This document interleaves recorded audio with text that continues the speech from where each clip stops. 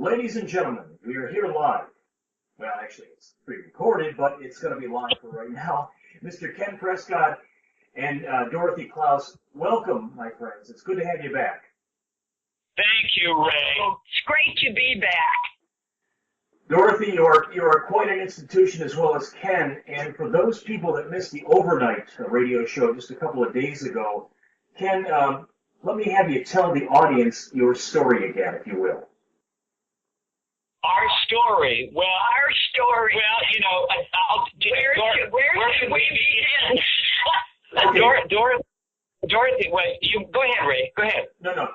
Ken, we'll start with you. Then we're gonna go into Dorothy's story. But Ken, you start where you began in entertainment and how you ended up where you are now. Okay, it's so funny, Ray. I'm from Omaha, Nebraska, so I'm from the Midwest, and we appreciate that great Midwestern sensibility you have. I think it's open and friendly, and I'm not just sucking up to you. I really mean it. Anyway, but I come from Omaha, Nebraska, and I had a wonderful music teacher who was a resident baritone at St. Louis Municipal Opera. Do you know what the St. Louis Muni Opera is? I've heard of it, but I'm not exactly sure what it all entails. It's a summer theater in St. Louis. It's these 10,000 people, and the stage is a city block wide. And Ken, let me stop you right there. Can you lower the speaker volume just a little bit, please? Okay. How's that? Good. Yeah, we want to eliminate the feedback if possible. But I'm sorry. Go ahead, continue. Sorry. Anyway, so it's city block wide, and they bring in all big stars. And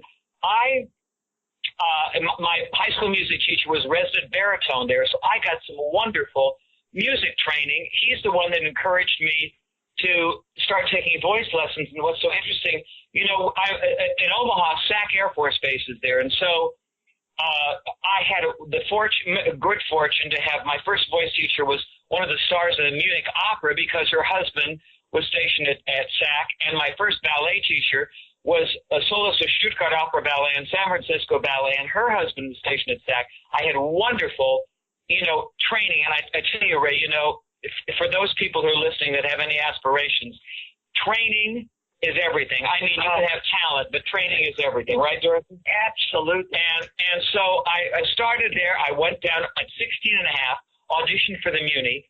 I was the only kid from the Midwest to be in the chorus that year, and boy, did I learn a lot. But you have forgotten some of it. I forgot. And then, as fate would have it, Ray, I was in college, and then I was in the quarter system, and anyway, I got drafted. My dad said, I think you should enlist in the Air Force, and I did. What a pain in the butt. Anyway, it was okay. I was here in Massachusetts. I went to Vietnam for a year and came back, was stationed in Massachusetts again, and then I went to New York City, and in a month I was lead dancer at Radio City Music Hall. And after that, in 3 months, I had my first Broadway show, which was Ruby Keeler and No No Nanette. I started choreographing and directing. I started doing lead, and I haven't stopped since. Oh, you stopped just now. Ken, that's an amazing story. And, talking about training, there's a lot of people out there in the world of entertainment with a lot of talent. But you're right. It takes the training, somebody to see the talent within another person and be able to mold that raw piece of clay into what they need to be successful. That's really the trick, isn't it? It is. Well, also, Ray, dance and singing and acting is more intrinsic in you, but dancing and singing, there really are techniques. And if you get wonderful teachers early on that teach you good training and good habits, you'll be able to sing and dance like Dorothy and I until you fall on the stage and die. But don't you think that it's like any other job? I mean, you prepare for where you're going in life. So, I mean, it's wonderful when you can have a college education. Yes. And the young people of today, that's what they really need to know is prepare for where they want to go. And even in the entertainment industry, same thing. Some people, okay, they're 20, they can go, wah, carry on. Well, at 40, that wah is gone. because they haven't Oh, I learned. don't know. I just heard it from you. They haven't gotten proper, training, and you really need. It's so important. It's just very important. Yeah, let me ask Dorothy a question. Dorothy Kloss, the oldest living showgirl, and she's a great dancer. She's been a dancer for, Dorothy, am I allowed to say how long you've been a dancer for or not? Oh, gosh, do we really have to go back that far? Well, yes. Okay. Okay, Dorothy is one of a kind at 92. Almost 93. Oh, She'll be 93. She'll be 93 in October. It is like 27th. Yeah. Okay. We'll have a little party for you, Dorothy. That's great. Now, you danced for Calvin Coolidge, am I right? For who? Yeah, you were born. She was born when Calvin Coolidge was I thought you said, did you dance for Calvin Coolidge? No, No, I didn't quite make that one. Okay. No. Well, let me put it this way. Up until I always loved dancing. So from the time I was actually born in St. Louis, Missouri. And then when I was like 4, my mother moved me to, the whole family moved to Chicago. But the most interesting thing was we were in a tornado when I was 3 in St. Louis. And after that, we had to move. And we happened to move onto in St. Louis on Union Avenue. And there were 2 sisters going to open a dancing school at a big old house on that street. And my mother saw the sign. And she said, would you like to take dancing? And I must have said yes. What did I know at 3 years old? But anyhow, and so we went in and she talked to the teacher and she was just signing up students. And I was her first student in that school. It was the Ford Dancing School, and many, many dancers came out of that, including Ginger Rogers. Yes. Wow. Would you believe that? Oh, my God. But yes. And my first recital, I did collegiates. Yes, we are collegians. But anyhow, and they said I was just wonderful. Of course. And of course I believe them, and that's the reason I'm still here. Anyhow, so then we moved to Chicago, and my mother, of course, said, do you want to go to dancing school? Her famous statement, and I said, yes. And she took me to Madame Ludwig, who was just a dynamite. Und you will plie, und you will like it. Yeah. And I did a lot of plie, let me tell you. You know what a plie is, Ray? I'm not exactly 100% sure. Okay, a plie is bending your knees. You get in a certain position, you bend your leg, and you straighten them, you bend them until you're blue in the face. And then you do the elevation. Yes, and all that stuff. But anyhow, Madame Ludwig was very good to me, and it was Depression time, and we had no money. My father had passed away, and my goodness, and my mother wrote her a note and said, well, she called actually and said to my mother, Alice, I didn't see Dorothy on the list. And she said, well, madam, actually, I just can't afford it this year. And she didn't say anything. And the next couple of days, I'm cutting it short, but the next couple of days, we received a letter in the mail that said, there's too much talent here, and I would like to help her to get wherever she wants to in her life, but I have a feeling it's going to be in dancing.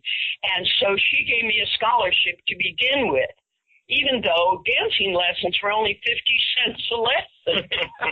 And now they're 18 and 20 for an hour. Yeah. But people started being good to me right off when I was very, very small, and I didn't even know it. And there was a tap teacher there, Bobby Rivers, and he was a great tap teacher, but I was only like 8 years old at the time. And so I didn't have any tap shoes, but I had little black shoes, and Little Mary Jane. Little Mary Janes, and my mother said, oh, well, listen, for a while, just wear those, Dorothy, you'll be fine. So I went to class, and everybody else in the class had wonderful heel and tap toes, and Bobby Rivers was looking at me, and I think he said to himself, she's going to have some tap shoes. So one day he said to me, Dorothy, I want you to come with me. You know, the most amazing thing, I just found a pair of old taps that I had. Well, these were brand new taps, and he said, I think they'll just fit your shoes. So that's what I mean about people bringing you along in life and helping you and getting you to really want to do what they're trying to get you to. Yeah, remember what we talked about the other night about people being kinder? I mean, they really did have a kindness in them, and if they saw a sincere love of what you were doing, they really went out of their way to help you. You know? They did. My first, I'm sorry to interrupt you. Dorothy says I interrupt her all the time. My first one, but you notice she never stopped. no, my first ballet teacher, who I loved, and I know she's up there listening. We're not going back to her. No, it was Emmeline Skinner, and she looked like Lana Turner. She danced like Plesetskaya, and she was beautiful, but she was kind, and she saw my enthusiasm and apparently my ability, because while I wasn't terribly technically proficient, I could pick up anything at the drop of a hat. So she brought me in an hour and a half before, on her dime, before ballet class, and taught me the right way to tap dance. And that is why I can tap dance so well today. So you see, people really did. If they saw some talent in them, they would really take an interest. And you know, it's funny, Dorothy and I were talking, and you probably understand this. This is not a self-deprecating situation, but you know, she looked at me one day when I was in ballet class, flying across the floor, and she said, "You're going to have trouble the rest of your life," because she said, "You're so joyful and you love what you do." And she said, "So many people don't. They're going to have a little envy in them." And I think, Ray, you said you were an athlete. Is that correct? Yes, I am. Are you a good athlete? Yeah, I'm pretty good. I mean, you know, I'm 50 years old, and I still play baseball and hockey. Yeah, I'm all right. Okay, so if you're all right, you must have encountered people that don't really appreciate your abilities that much and might want to do something to squelch those abilities.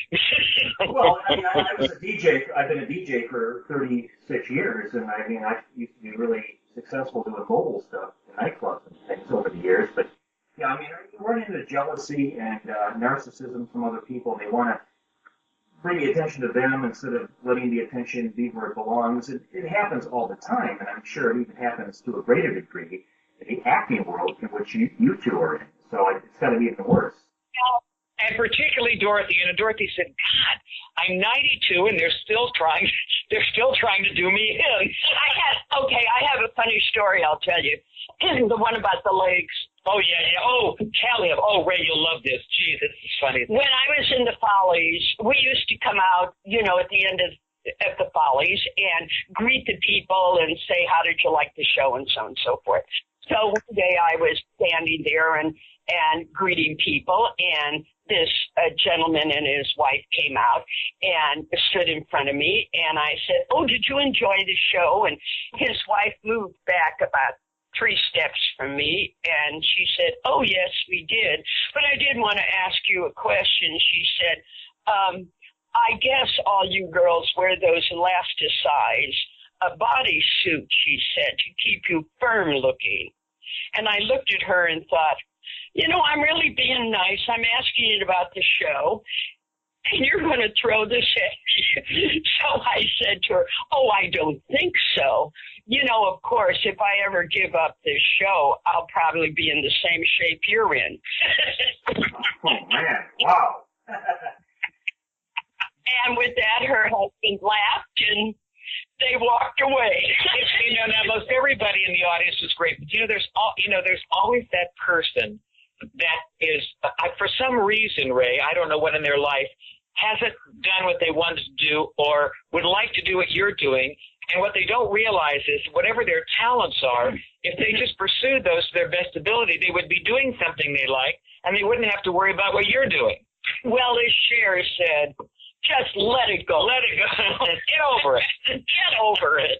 Well, you know what I think the key of it is no matter what profession you're in, and especially in the world of entertainment, you have to love your audience, and you have to love what you do. Because if you do not love what you do, it does not come through the microphone, or it doesn't come through the camera, or won't come, from the stage, wherever you may be. The audience will see that you're not genuine, and it doesn't work.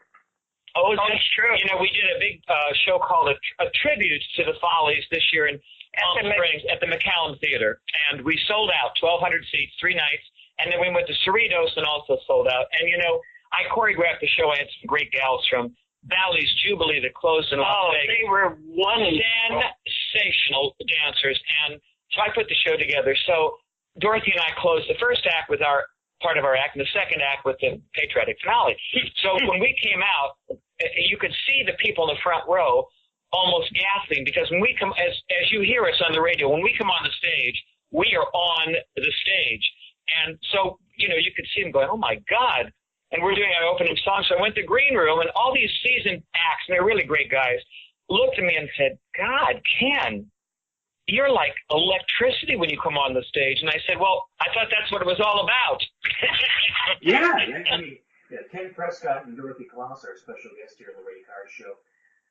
You guys really are an inspiration to me. When I talk to people like yourselves, and I learned things about Hollywood, and about acting, and about the world of entertainment, I realize that I'm in the right field. I just wish more people in this particular field had the attitude that you guys do.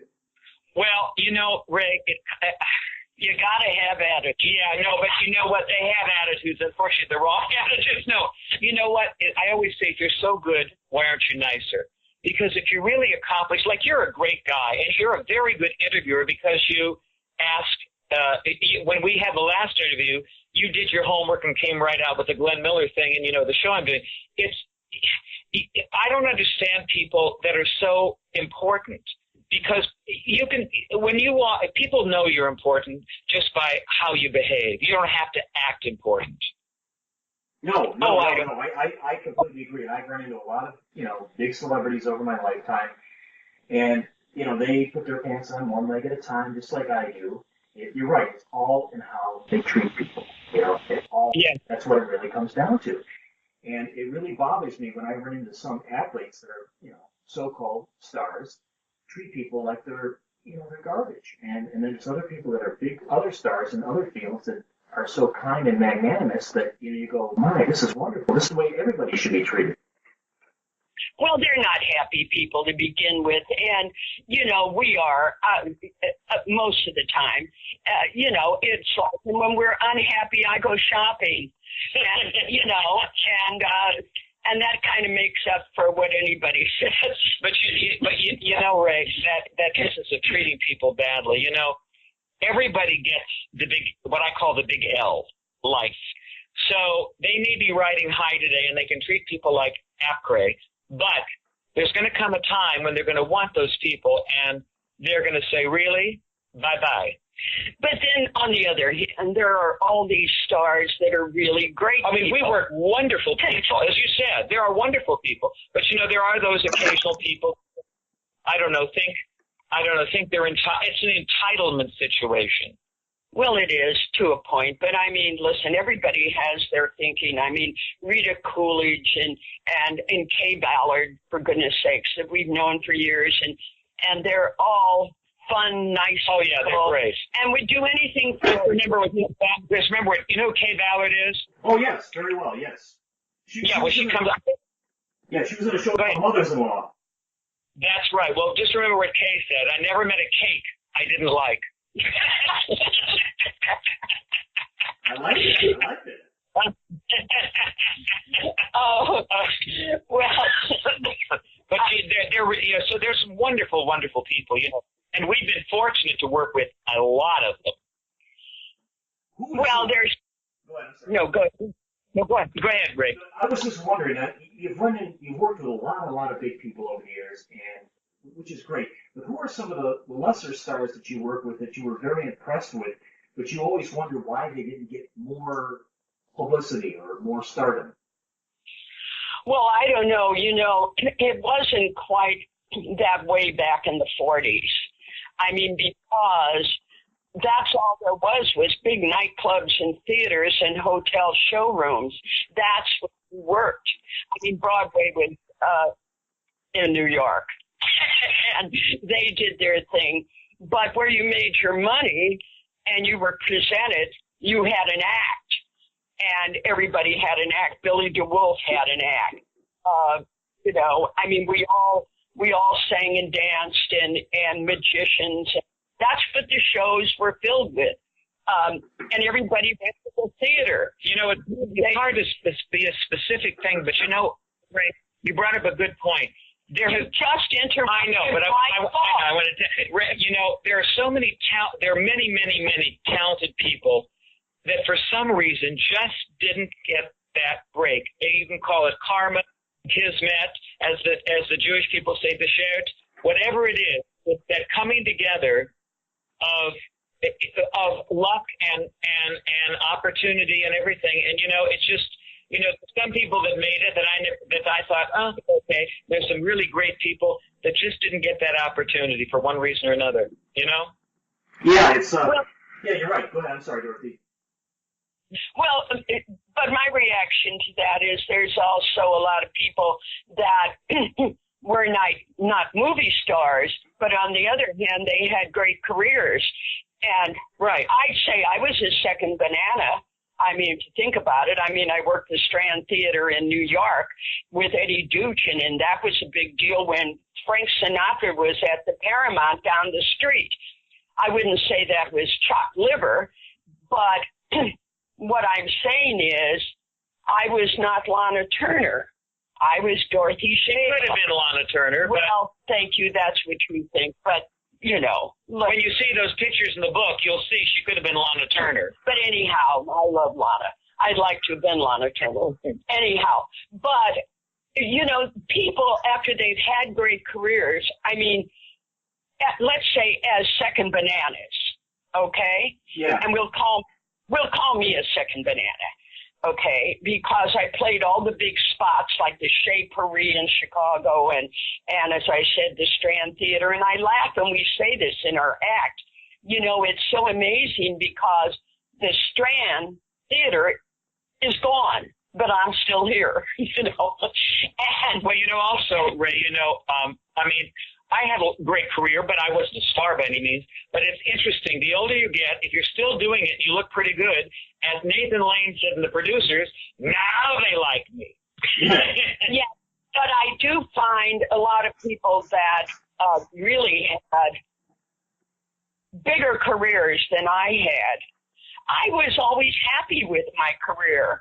I mean, I loved what I was doing, and I worked 52 weeks a year, you know? I mean, because you have to say I was lucky, and lucky because there was a war on. That's the unlucky part, but in a way, it was great for show business because you had all these big nightclubs that you played. And the USO. And then USO.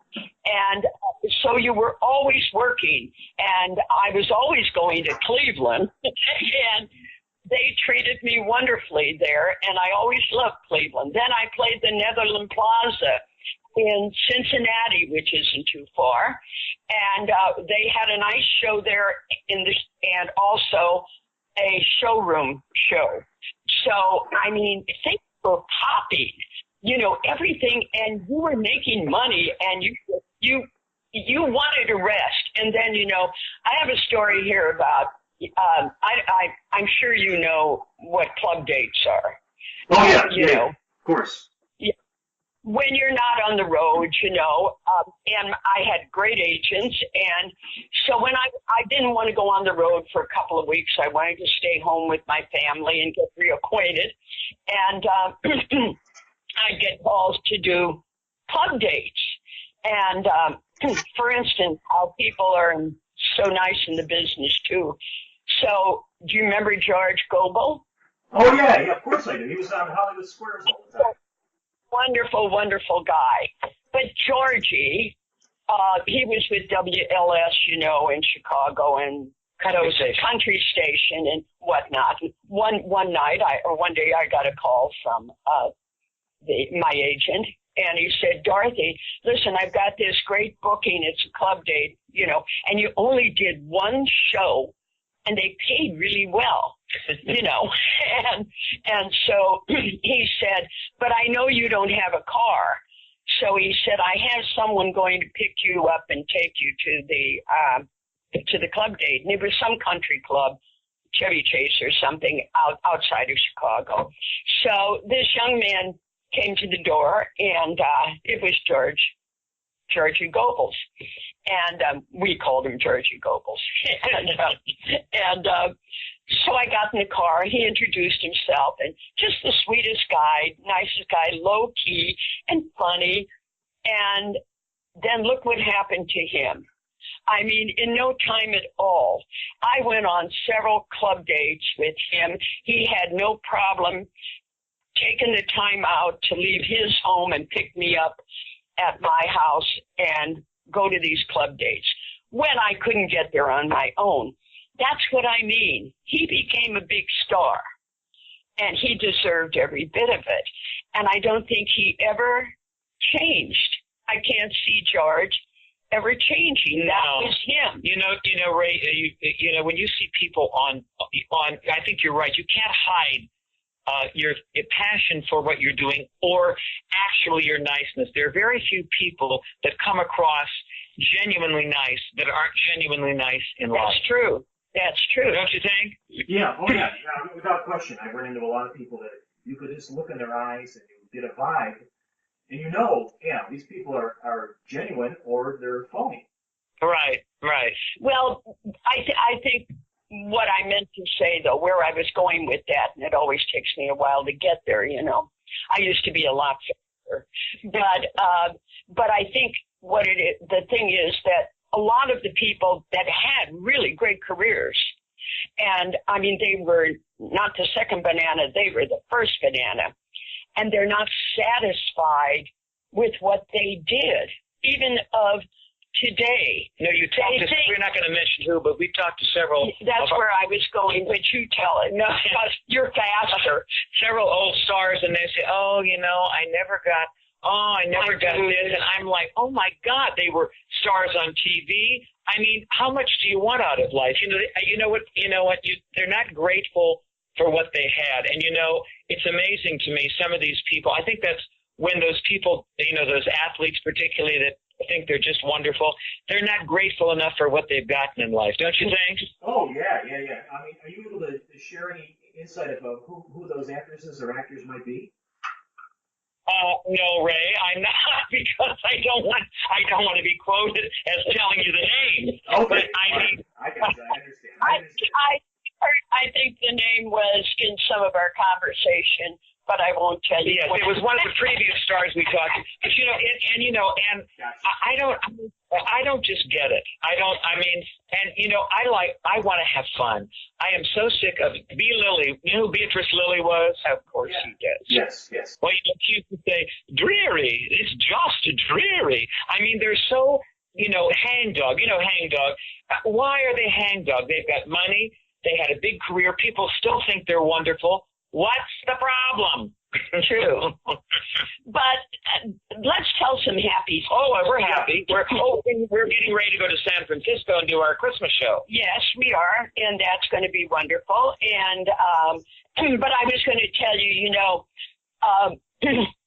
Chicago really started out as one of the first, stations, WBKB television stations, and I was, at that time, I was lucky enough to be one of the first people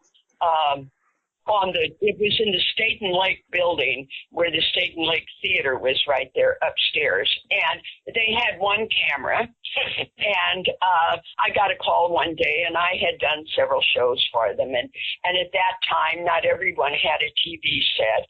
And see, I'm upgrading my career here. Did you notice? Yes. And to television. And And so Next time you call, we'll get to the movies. Go ahead. yes. So I got this call one day, and they said, Dorothy, we'd like you back, and on such and such a night. And I mean, it was really strange because we did like a 5-minute section, you know. That's okay. It was a new venture. And the thing about it was that what they really wanted to do, they wanted me to come in and dance. They had this one camera, and they wanted to see how they could pan the movements, you know. So I said, oh, okay, whatever. So he said, bring your costume and be here at 2:00, whatever it was. So I arrived on the scene, and I went in and changed the costume, and I came out, and here I am in all my finery. And there's like a living room, and there's people sitting around in this living room. And he said, this is where you're going to dance. And I said, what do you mean I'm going to dance in a living room? And he said, Dorothy, don't worry about it. They're going to applaud. So just go in there and tap dance when the music starts. And that was the beginning of TV in Chicago.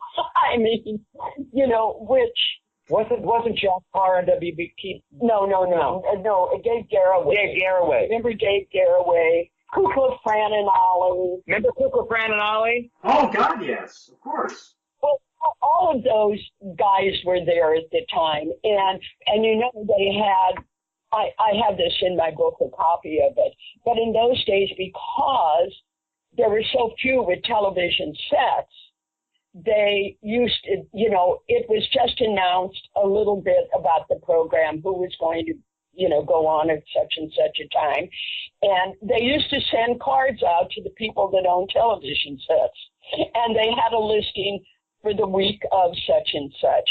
And those are the people that tuned in. And you'll see it's in her book, which is really, you know, But I mean, you know, it was a wonderful experience. And we did a lot of, I did a lot of things with Baby. He was a great ballroom teacher, and he was married to, I can't remember her name, a columnist in Chicago. And really, he called me. We did a ballroom section. We were going to teach everyone how to ballroom. And we did it with the feet, you know. It was pre-Arthur Murray. Pre-Arthur Murray, and we had the footprints on the floor. Remember Arthur Murray? Oh, of course. Arthur and Catherine Murray. Of course I remember. Remember that they learn to dance. No, but put a little fun in your life. Try dancing. A precursor to Dancing with the Stars, isn't that? You know. Oh, God. So interesting. You know, Ray, everything old is new again. Oh, thank you for that. I know. And you know, no matter, you know, all of those. It's so interesting to see that, for example, when the Broadway shows, you know, because you know I'm involved in this new show, they all go back to reviving the same darn shows because people want that kind of, I won't say innocent, but straight on kind of entertainment. And the new people, they're trying to write these shows that are so hip, but people over 50 who have the money don't want to be hip. They just want to be entertained. Amen. Yes, I agree with you. You know, and they want good songs, good dances. And, you know, that's why when Dorothy and I perform, we do have a good act. Why? Because we do real music, as I call real tap dancing, real stuff, rather than, you know, get the meat on the meat and dog in the street, whatever that is. I don't know what that is. Well, you're not 19 anymore. Well, I hope not. Ken, before we wind up the interview, and we can keep this going for days, but I got to ask you about Bugle Boy. Let's talk about that. Oh, well, you know, it's funny, Ray, when you asked me about Bugle Boy, when you was so interesting to me because you came right on the interview, first question out was about Glenn Miller, because as we talked about, you loved him. And you know, it's interesting, after your interview, I don't think it had anything to do with your interview, although it might, you never know. I was talking to this gentleman in New York, and I won't say who yet, but who I think is going to raise the capital for our show, because he's very interested. And it's called Bugle Boy, The Life Story of Glenn Miller, in case nobody heard, and it's about Glenn Miller. Actually, Dorothy's going to be in it, and Dorothy worked with a band leader, Ray Noble, and who was from England. Very famous. Very famous. And Glenn Miller was with the Ray Noble Orchestra in the late 30s prior to him getting his band together. So isn't that, it's really interesting. It's going to be a wonderful show, and it's going to encapsulate the late 30s, early 40s. We're going to have some scenes from the movies and, of course, from his life. And as I said before, the denouement, the finale, is that Glenn Miller is going to walk down the stairs and talk to the audience and lead the band. How is he going to do that, you ask? I'll tell you how he's going to do that with a new hologram technology. And, Ray, it's going to be sensational. Well, I want to see this because as I mentioned before, I love Glenn Miller. I love that era. And I think if you're going to bring back this kind of entertainment to people, I really would like to be part of that in some way. Yeah, we're going to tour it first because, the guy that's raising the money asked me, what's your plans? And I said, we're not going to, we may go to Broadway, but I want to tour it first because you don't want to predicate your entire project on one opening night in Broadway when one of those critics might have indigestion and doesn't like the show.